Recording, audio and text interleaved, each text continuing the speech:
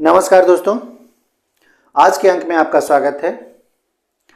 सबसे पहले आपसे एक रिक्वेस्ट, जितने भी देखने वाले हैं सबसे पहले एक शेयर कर दें, उसके बाद देखना शुरू करें। अगर आप नए हैं तो सब्सक्राइब कर लें, नोटिफिकेशन को ऑन कर लें, क्योंकि ये वीडियो रोज़ाना शाम के 6 बजे आ जाते हैं।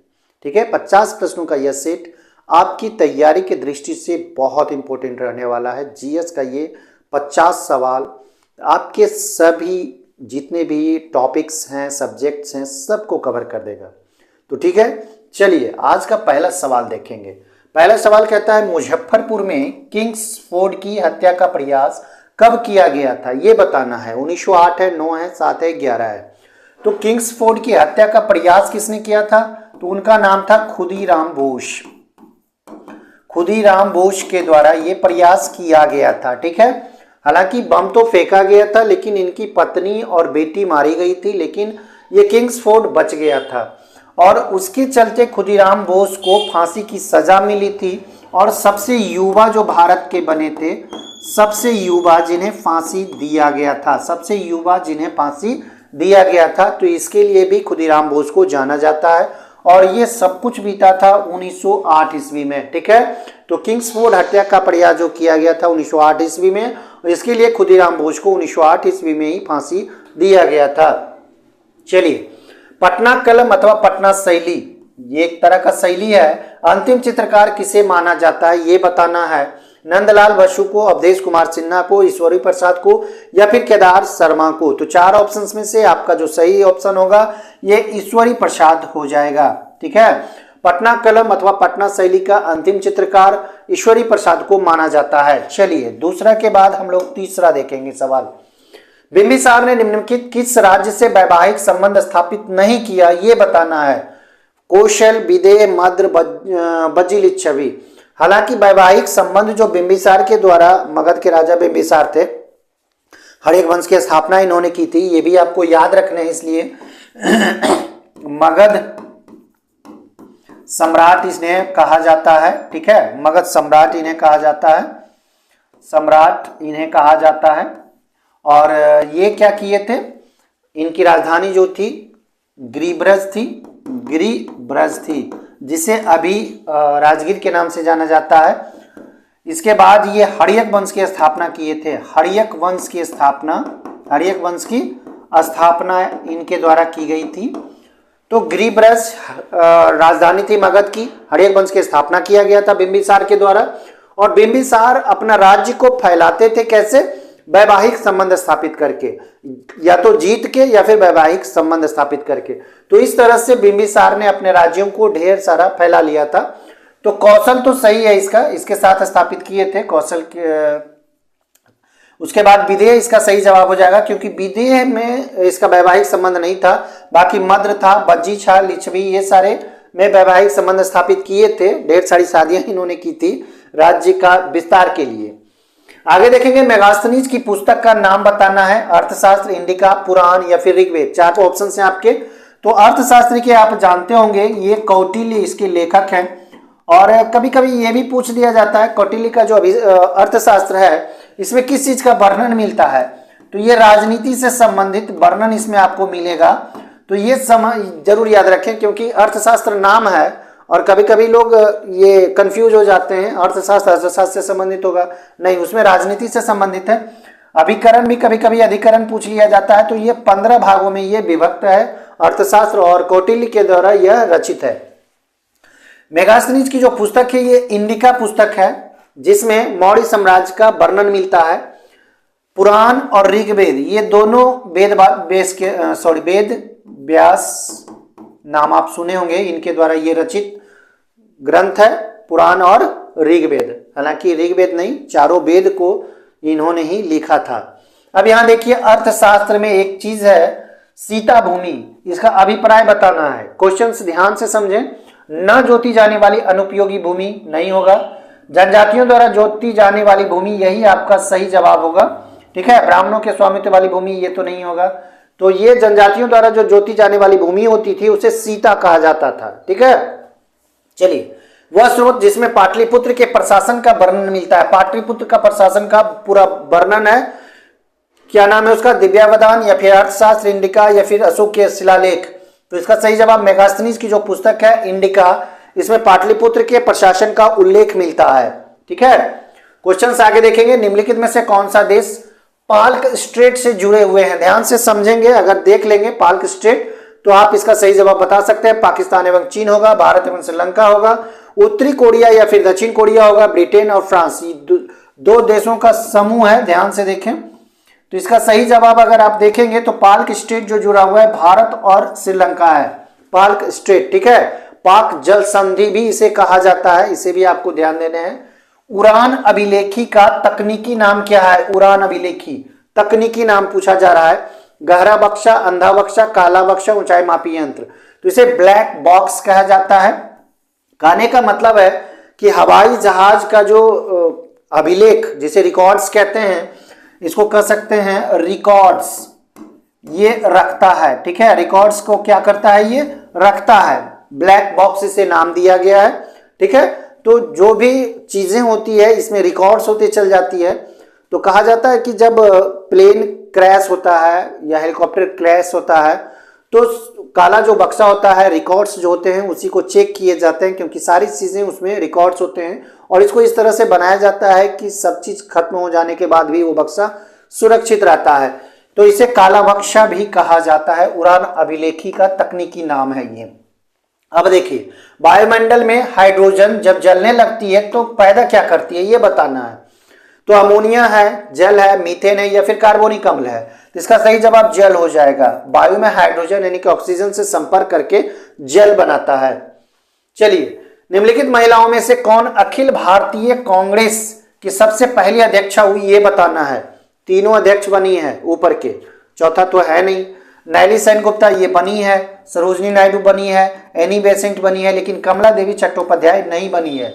अब इसमें पूछा जा रहा है कि सबसे पहली अध्यक्षा, तो सबसे पहली 1917 ईस्वी में ये एनी बेसेंट सबसे पहली महिला अध्यक्षा बनी थी।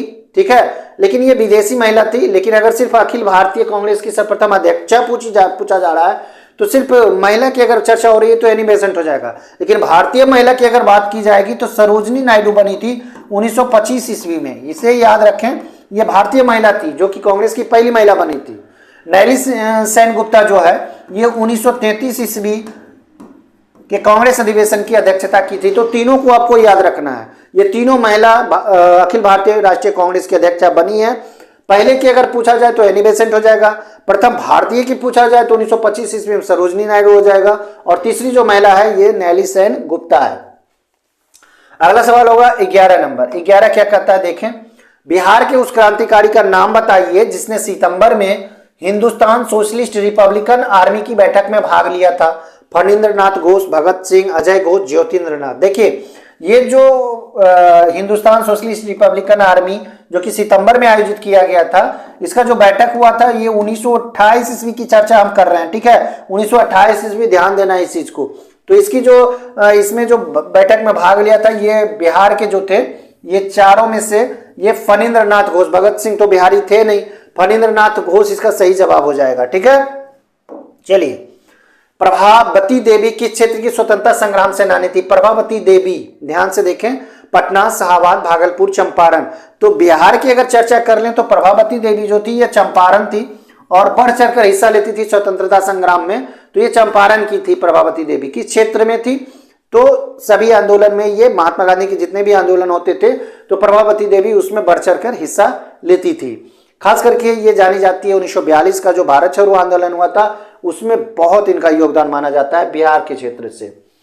पटना के 1857 के स्वतंत्रता संग्राम के नेता, अगर बिहार यहां पे पूछ दिया जाए, पीर अली खान, कुशल सिंह, जुझार सिंह या फिर कुंवर सिंह, अगर यहां पटना के जगह बिहार लिख दिया जाए तो कुंवर सिंह हो जाएगा इसका सही जवाब। ठीक है, ध्यान, हमेशा क्वेश्चंस को समझें, समझने का प्रयास करें, और पटना समझ के भी अगर आप कुंवर सिंह लगाते हैं तो कंफ्यूजन के शिकार हैं आप। ठीक है, तो इसका सही जवाब हो जाएगा पीर अली खान। ठीक है, पटना के 1857, पटना में जो ये स्वतंत्रता संग्राम के नेता थे ये थे पीर अली। ठीक है, याद रखना इस चीज को। और कुंवर सिंह अगर पूरे बिहार की चर्चा कर लें तो कुंवर सिंह को माना जाता है क्योंकि ये आरा से लीड कर रहे थे। ठीक है। अब 14 देखेंगे, 14 क्या कहता है। 14 नंबर सवाल कहता है 1830 के दशक में पटना नगर केंद्र था। किस आंदोलन का केंद्र था या किस विद्रोह का केंद्र था, यह बताना है। तो बहावी आंदोलन, सन्यासी विद्रोह का, मुंडा विद्रोह का, या इनमें से कोई नहीं। तो 1830 के दशक में जो पटना नगर केंद्र था और उस समय जो विद्रोह हुआ था वो बहावी आंदोलन का एक हिस्सा था, पटना भी, और मेनली रूप से बहावी आंदोलन के लिए जाना जाता है। तो इसे जरूर याद रखें, 1830 ईस्वी पटना केंद्र था बहावी आंदोलन का। चलिए 15, मुगलों के पतन के बाद बिहार किसके अधीन हो गया? स्थानीय जागीरदारों के अधीन हो गया? नहीं, गलत है ये। एक अलग प्रांत बन गया? नहीं, उस समय अलग प्रांत नहीं बना था। बंगाल के नवाबों के अधीन हो गया? हाँ, ये सही जवाब हो जाएगा। ये बंगाल के अधीन हो गया था। बिहार क्या हो गया था? बंगाल के अधीन हो गया था, जो कि 1912 ईस्वी में फिर से बिहार अलग स्वतंत्र बना। ठीक है, 1912 ईस्वी, जरूर याद रखें इस चीज को। आगे देखेंगे 15 के बाद 16 नंबर सवाल। अजातशत्रु ने अवंती के हमले से बचने के लिए किलाबंदी की थी। उसने वह किला कहां बनवाया था? अजातशत्रु आप जानते होंगे मगध के राजा थे अजातशत्रु को कुनिक भी बोला जाता है, क्योंकि ये अपने पिता की ही हत्या करके राजगद्दी पर बैठा था। अब बताना है कि किला कहां बनाया था, वैशाली, राजगिरी, अंगंग या फिर पाटलिपुत्र में। तो 4 ऑप्शन हैं, चारों तो बिहार में ही है। तो राजगिरी इसका सही जवाब हो जाएगा। राजगीर ही राजधानी था उस समय, तो राजगीर में ही यह बनाया था, किलाबंदी किया था राजगीर को। अभिलेखों में किस शासक का उल्लेख? प्रियदर्शी, ध्यान से समझें, और देवानाम प्रिय। जैसे ही आप सुनेंगे पट से अशोक दे देंगे। आप बता दें चंद्रगुप्त मौर्य, हर्षवर्धन, समुद्रगुप्त या फिर अशोक। तो अशोक का नाम मिलता है प्रियदर्शी और देवानाम प्रिय अभिलेख में। जर्मनी के एकीकरण हेतु बिस्मार्क ने किस नीति का अनुसरण किया था? नीति का कौन सा अनुसरण किया था यह बताना है। लव एवं रक्त की नीति, समझौता की नीति, शांति की नीति, सद्भाव की नीति। 4 ऑप्शंस में से आपका सही क्या होना चाहिए? तो जर्मनी के एकीकरण हेतु बिस्मार्क ने जो नीति प्रयोग किया था वह लौ एवं रक्त की नीति था। लौ एवं रक्त की नीति के द्वारा ही यह क्या किया था? बिस्मार्क ने जर्मनी के एकीकरण किया था, जर्मनी का एकीकरण किया था, जिस तरह से सरदार पटेल ने भारत का एकीकरण किया था। आपको याद होगा जब भारत आजाद हुआ था उस समय भारत कई प्रांतों में कई कह सकते हैं छोटे छोटे राजा शासन करते थे। सभी का एकीकरण करने का प्रयास जो किया गया था यह सरदार पटेल के द्वारा किया गया था और बहुत अच्छे तरीके से उन्होंने इन सारी चीजों को बखूबी निभाया था। अब आगे देखेंगे 19 नंबर सवाल क्या कहता है। मैग्नीज के उत्पादन में भारत का दूसरा स्थान है। प्रथम देश कौन सा है? फ्रांस, रूसी संघ, कनाडा, संयुक्त राज्य अमेरिका। देखिए ये चीजें जो आप देख रहे हैं जियो का सवाल है, लेकिन इस चीज का अपडेशन आपको याद रखना है। किताब जो नया आता है उसमें देखें, यानी कि किताब नया जरूर आप पढ़ें, खास करके जियो के इस तरह के प्रश्न के लिए, स्टैटिक जीके के लिए नया जैसे लूसेंट अगर आप पढ़ रहे हैं तो पुराना बुक ना पढ़ें, नया बुक खरीद के पढ़ें, क्योंकि ढेर सारी चीज जो अपडेशन होता है वो उसमें रहता है। कोई भी किताब जो भी बुक है, पुराना तो पढ़ रहे हैं ठीक है, लेकिन नया वाला जो नया एडिशन आता है उसे जरूर पढ़ें, उसमें इन सारी चीजों का वर्णन मिलता है। खासकर ये जो उत्पादन में स्थान जो है इसे जरूर आप देखें, क्योंकि हो सकता है ये पुराना क्वेश्चन है, तो इसके लिए आपको तैयार रहना होगा। जैसे यहाँ पे भारत का स्थान दूसरा है और प्रथम स्थान जो है फ्रांस, रूसी से, ये संयुक्त राज्य अमेरिका का हो जाएगा मेरे अनुसार, अभी के अनुसार, ठीक है। तो हो सकता है कि ये इधर उधर अपडेशन हो, कभी चीन हो जाता है तो कभी भारत। मैग्नीज के उत्पादन में तो इन सारी चीजों को आपको देखना है, अपडेशन आप जरूर देखें, तो इसको थोड़ा सा देख लीजिएगा। चलिए आगे देखेंगे। भारत के स्वतंत्रता संघर्ष के दौरान एक कमिटी था, एक सोसाइटी था, डेक्कन एजुकेशनल सोसाइटी। इस संस्था की स्थापना किसने किया था ये बताना है आपको। जवाहरलाल नेहरू, रविंद्रनाथ टैगोर या फिर बाल गंगाधर तिलक, व्योमेश चंद्र बनर्जी। तो डेक्कन एजुकेशनल सोसाइटी ये जो बाल गंगाधर तिलक के द्वारा शुरू की गई थी, इसके अंतर्गत ढेर सारे स्कूल्स थे, संस्था थे, इसके अंतर्गत ही चल रहे थे डेक्कन एजुकेशनल सोसाइटी, ठीक है। भारत भारतीयों के लिए एक नारा दिया था, ये किस संस्था के द्वारा दिया गया था? अशासकीय संस्था, आर्य समाज, ब्रह्म समाज या फिर अन्य? तो ये जो नारा दिया गया था ये आर्य समाज के द्वारा ये नारा दिया गया था, भारत भारतीयों के लिए, ठीक है। चलिए 22 भारत में प्रथम स्थापित कौन सा है? ध्यान से एक एक चीजों को देख लें। तो संयंत्र जो अगर तीनों में से देखें, तारापुर है, कैटोनोम है, कुडनकुलम है, तो ये तारापुर परमाणु संयंत्र सबसे पहला भारत में स्थापित किया गया था 1969 ईस्वी से यह चालू हो गया था। हालांकि यह बनना शुरू हुआ था 1962 से ही, ठीक है, लेकिन यह बनकर तैयार हुआ था 1969 ईस्वी में, और यह शुरुआत भी हुआ था 1969 ईस्वी में। और कह सकते हैं किसके सहयोग से, तो ये अमेरिका के सहयोग से ये स्थापित किया गया था तारापुर परमाणु संयंत्र। और तारापुर कहाँ है ये भी आपको ध्यान रखना है, ये महाराष्ट्र में है। तारापुर कहाँ है, महाराष्ट्र में। और उस समय प्रधानमंत्री कौन था बताइए, इंदिरा गांधी। इंदिरा गांधी के द्वारा इसका, इंदिरा गांधी उस समय प्रधानमंत्री थे। चलिए इसे भी आपको याद रखने हैं। तारापुर परमाणु संयंत्र महाराष्ट्र में था, 1969 ईस्वी में इसकी शुरुआत की गई है। और ये जो स्थापित किया गया था ये अमेरिका के सहयोग से स्थापित किया गया था। आगरा शहर को किसने बसाया, ध्यान से देखें। सिकंदर लोदी है, सिकंदर लोदी नहीं, सिकंदर लोदी है, अकबर है, बहलोल लोदी है, या फिर शाहजहां है। 4 ऑप्शन है यहाँ पे। तो आगरा शहर को जो बसाया गया है ये सिकंदर लोदी के द्वारा बसाया गया है। अगर बात कर लें कब, तो 1504 ईस्वी में यह आगरा शहर बनकर तैयार हुआ था, ठीक है। सिकंदर लोदी ने इसे बसाया था। चलिए, राष्ट्रीय प्रतीक के निचले भाग में उत्कीर्ण शब्द है सत्यमेव जयते, जो कि आप देख सकते हैं किस संदर्भ में लिए गए हैं। आप देख सकते हैं जो भी ये जो अशोक स्तंभ जो होता है, स्तंभ जो होता है, जो कि भारत का राष्ट्रीय चिन्ह है, उसके नीचे ये उत्कीर्ण शब्द रहता है सत्यमेव जयते, सत्य की सदा जय हो। तो पुराण, जातक, मुंडकोपनिषद, महाभारत, कहाँ से ये शब्द लिए गए हैं, तो ये मुंडकोपनिषद से शब्द उठाए गए हैं, लिए गए हैं, सत्यमेव जयते। विवेकानंद रॉक मेमोरियल कहाँ स्थित है, विवेकानंद रॉक मेमोरियल अंडमान निकोबार, लक्षद्वीप, केरल, तमिलनाडु। तो विवेकानंद रॉक मेमोरियल ये कन्याकुमारी में स्थित है। कन्याकुमारी कहाँ स्थित है, कन्याकुमारी में स्थित है। और ये भारत का दक्षिणी क्षेत्र, दक्षिणी छोर कह सकते हैं, ये तमिलनाडु में है। कन्याकुमारी कहाँ है, तमिलनाडु में। तो इसका सही जवाब तमिलनाडु हो जाएगा। 26 देखेंगे, 26 क्या कहता है, ब्राह्मी लिपि को किसने स्पष्ट किया था, James Prinsep, John Marshall, John एक्फ्लिट एंड इनमें से कोई नहीं। तो इसका सही जवाब हो जाएगा, ब्राह्मी लिपि को सबसे पहले पढ़ा था जेम्स प्रिंसेप ने पढ़ा था 1837 ईस्वी में। 1837 ईस्वी में जेम्स प्रिंसेप ने ब्राह्मी लिपि को पढ़ पाया था, ठीक है। चलिए, नौसेना दिवस किस दिन मनाया जाता है, 7 अगस्त, 16 सितंबर, 4 दिसंबर, 8 फरवरी। 4 ऑप्शन है आपके यहाँ पे। तो इसका सही जवाब 4 दिसंबर हो जाएगा। नौसेना दिवस 4 दिसंबर 1971 ईस्वी से यह मनाया जाता है। 1971 ईस्वी में जब नौसेना का जो जहाज था, बेड़ा था, वो पाकिस्तान का जो कराची जो हार्बर है उस पर आक्रमण करके उसे अपने कब्जे में ले लिया था। और उस दिन से 4 दिसंबर को नौसेना दिवस के रूप में मनाया जाता है। शौर्य दिवस भी कह सकते हैं इसे।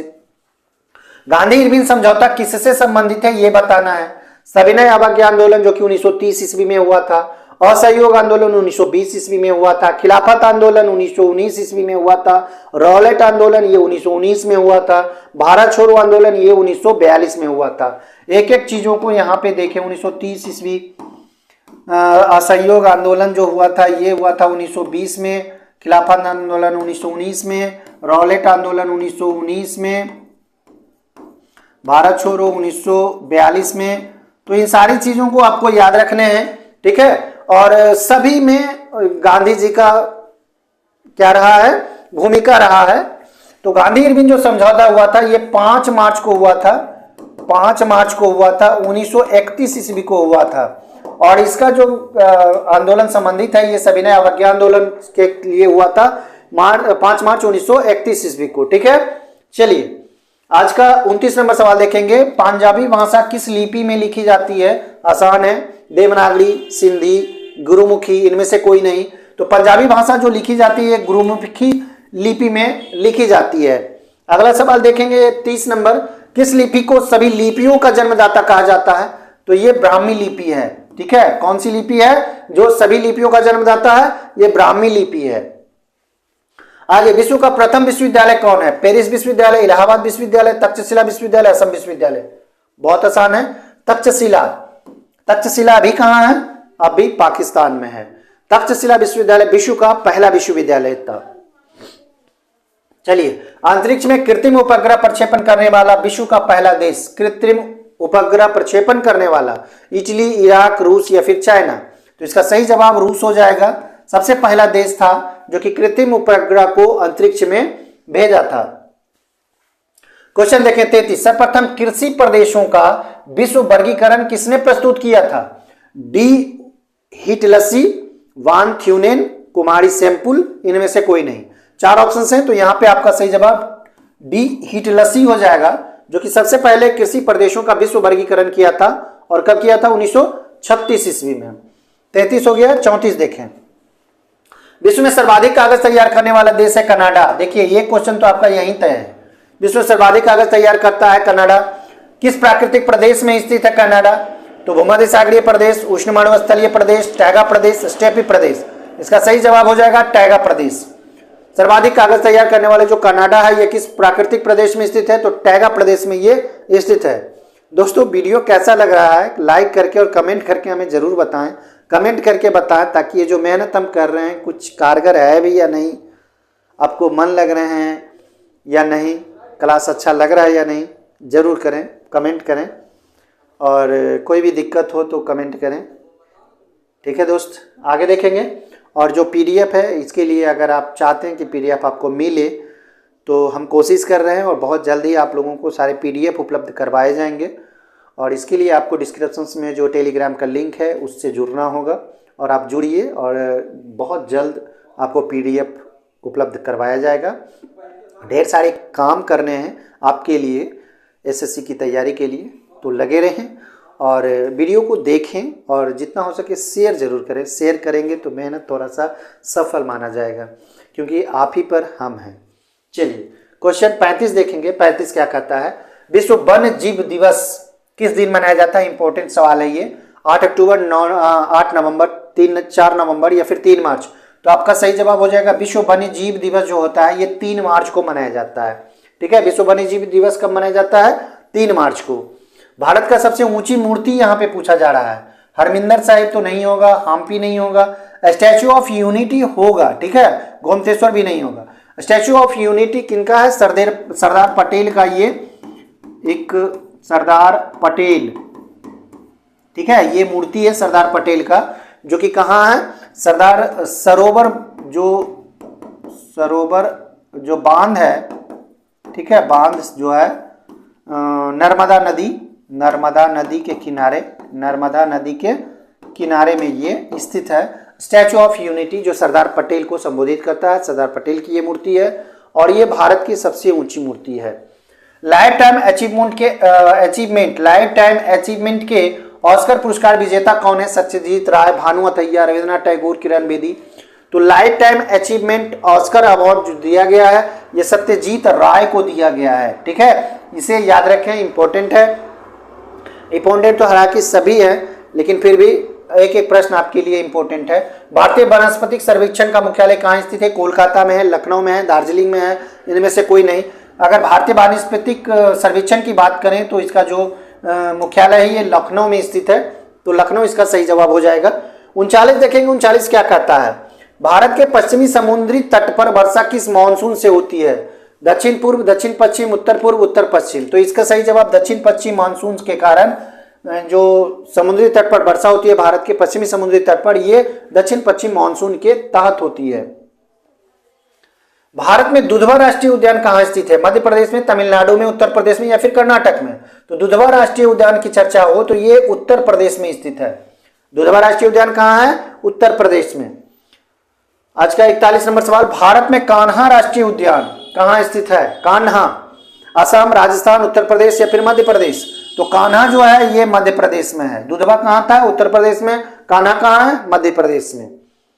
चलिए क्वेश्चन नंबर 42, भारत में खनिज तेल के भंडार मुख्यतः किस प्रकार की चट्टानों में पाए जाते हैं? अवसादी, कायांतरित, आग्नेय या इनमें से कोई नहीं? चट्टानें 3 प्रकार की होती है। चट्टान कितने प्रकार की होती है? 3 तरह की चट्टान होती है। कौन कौन? एक अवसादी होता है, एक कायांतरित होता है और एक आग्नेय चट्टान होता है। ठीक है, तो जो भारत में खनिज तेल पाया जाता है, भारत की अगर हम यहाँ पे चर्चा करें तो अवसादी चट्टानों में ये तेल पाए जाते हैं। अवसादी चट्टान इसका सही जवाब होगा 42 का।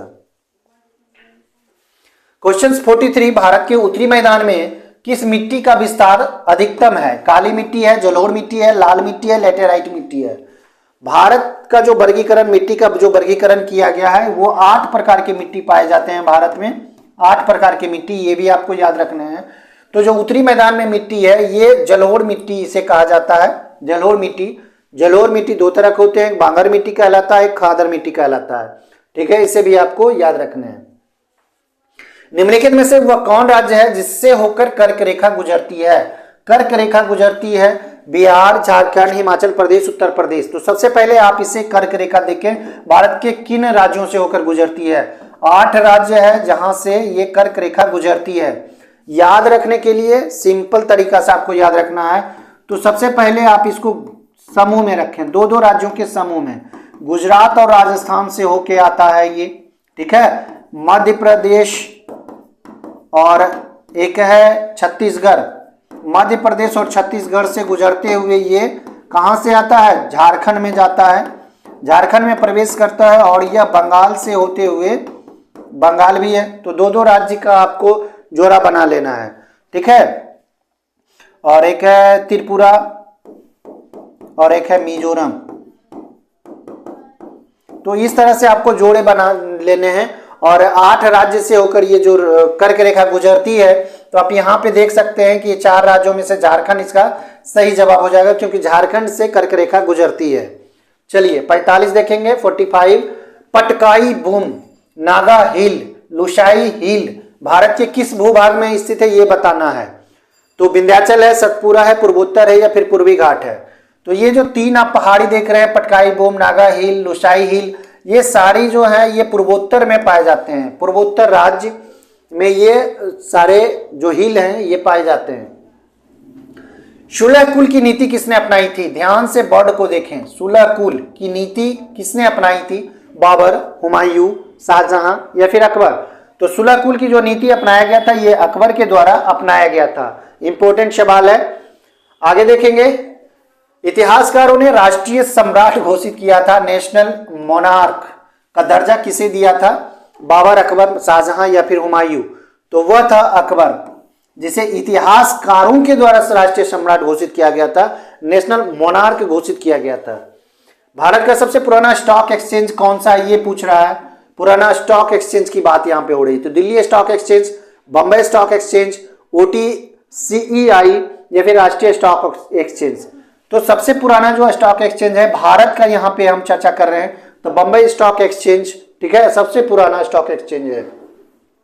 49 है, राष्ट्रीय स्मारक प्राधिकरण के चेयरपर्सन को कौन नियुक्त करता है? उपराष्ट्रपति, राष्ट्रपति, मुख्य न्यायाधीश, प्रधानमंत्री? आसान है, ये जो चेयरपर्सन को नियुक्त करता है ये राष्ट्रपति है। राष्ट्रीय स्मारक प्राधिकरण के चेयरपर्सन, अध्यक्ष। आज का अंतिम सवाल हम लोग देखेंगे। निम्नलिखित में क्या नागर, द्रविड़, बेसर की सही व्याख्या है? ये 3 प्रमुख भाषा है, नहीं। 3 प्रमुख जातिगत समूह है, ये भी नहीं होगा। 3 संगीत घराने हैं, ये भी नहीं होगा।